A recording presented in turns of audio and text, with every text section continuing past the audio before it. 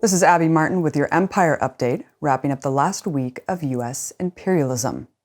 After hyping up for 4 years that all troops would be removed from Afghanistan, the Trump administration finally revealed their grand plan to only withdraw less than half of all U.S. troops stationed in Afghanistan and a minuscule 500 troops from Iraq, bringing U.S. occupation numbers to around 2,500 in each country.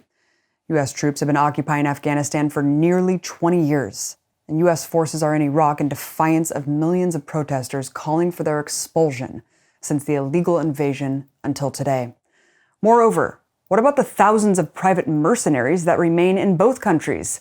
See, Trump increased these killer contractor numbers by 65%, and right now there are actually more mercenaries in both countries than there are troops. This was his plan all along, to privatize the war and make it even less accountable than it already was. Once this new round of troops leave, that could very well mean even more contractors take their place. And remember, thousands of troops will still remain. Any amount is a crime, but 2,500 is actually a lot. The ironic thing about this grand finale announcement by Trump is it's basically the Obama-Biden plan for Iraq and Afghanistan. Withdrawing more regular troops to rely primarily on special ops, CIA, and bombings is exactly what the Obama administration wanted. It only took Trump 4 years to arrive at the exact same policy. And a big problem with leaving a small number of troops anywhere is that it can easily become a large number of troops all over again. Just as Trump ramped up the residual forces Obama left, he leaves the same for Biden to do too. Our next update is yet another totally overblown and misreported story on troop withdrawals. You may have heard it either celebrated or condemned that Trump is bringing all the troops home from Somalia. So let's get to the bottom of what's really going on here. First of all, this plan is only a proposal at the moment. It hasn't even yet been ordered, so it might not happen at all. Second, and most importantly, if it does happen, the 700 troops in Somalia would not be brought home, nor would they stop combat operations on the ground in Somalia. The current plan being proposed would simply move those troops just slightly over its border to 2 neighboring countries, Kenya and Djibouti. Their explicit purpose there would still be to conduct ground combat in Somalia. They'll just have to travel a short distance to do so, rather than being housed in the country. Not to mention that the U.S. would still leave CIA forces in Somalia, as well as continued airstrikes and drone attacks in the country. It is important to remember that it was Trump himself who implemented a gloves-off policy in Somalia and removed rules designed to protect civilians from collateral damage. In March 2017, he signed an order declaring Somalia a, quote, area of active hostility, which unleashed the U.S. military to send troops on raids and increase reckless bombing. To now credit Trump with any positive change simply because they're now thinking about repositioning some troops to do the exact same thing is at best missing the story. U.S. Command in Africa, known as AFRICOM, has military bases in at least 14 countries on the continent, with troops and CIA and more. This has only been expanding, and the latest Somalia plan changes nothing about that trajectory. Also on the African continent, U.S.-backed forces just violated a 3-decade-old ceasefire.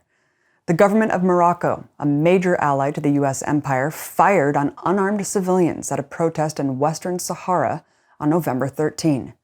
That prompted the Polisario Front, the main organization fighting for self-determination of Western Sahara, to declare that the Moroccan government has ignited war and that any further acts of aggression would mean, quote, the beginning of a new war across the region.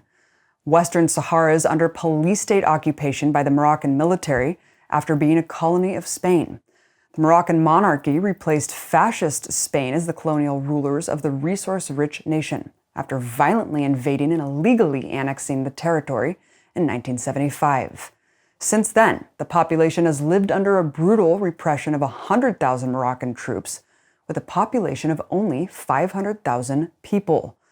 Morocco and the United States just signed a 10-year military agreement this past October, which, quote, serves as a roadmap for defense cooperation and shared security goals, especially improving the degree of military readiness. Washington is Morocco's largest supplier of arms, and it hosts an annual military exercise called African Lion, where U.S. forces train Moroccan soldiers to dominate the region on their behalf.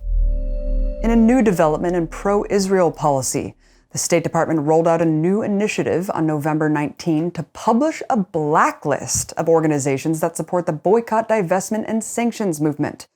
The announcement of the policy also included the claim that, quote, anti-Zionism is anti-Semitism, something that flies in the face of a century of progressive Jewish activists condemning attempts by the Zionist movement to displace the Palestinian people.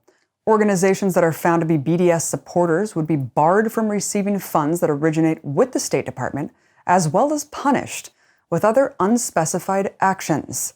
This is just the latest attack on Americans' constitutional rights to protect the U.S. attack dog in the Middle East. In our final update, this past week we got disturbing new insight on just how close we could be to World War III.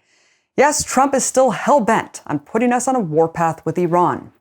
Last week, he asked his military advisors to present him with options for an attack on Iran's military facilities, seriously considering bombing Iran right before he leaves office.